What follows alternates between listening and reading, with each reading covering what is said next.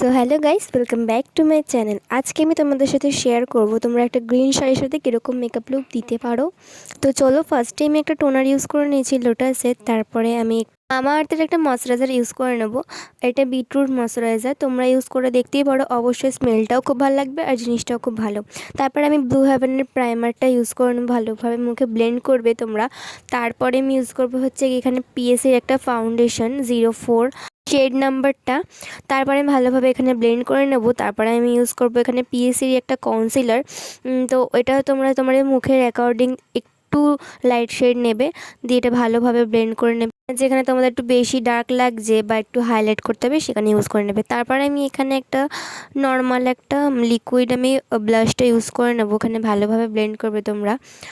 তারপরে এখানে আমি পাউডার ইউজ করে নিচ্ছি। আমি এখানে ব্লু হেভেনের একটা পাউডার ইউজ করেছি, তোমরা তোমাদের পছন্দ মতো একটা পাউডার ইউজ করে নিতে পারো।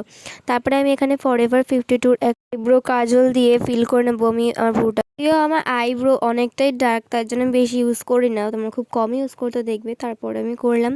তারপরে আমি এখানে একটা আই ম্যাজিকের কন্ট্রোল পাউডার ইউজ করে নিচ্ছি। তারপর আমি এখানে হাইলাইটার ইউজ করে নিচ্ছি, হোজবের হাইলাইটার। তারপর আমি এখানে ইউজ করছি হচ্ছে কি একটা ব্রাউন কালারের লাইট শেডের একটা আই শ্যাডো।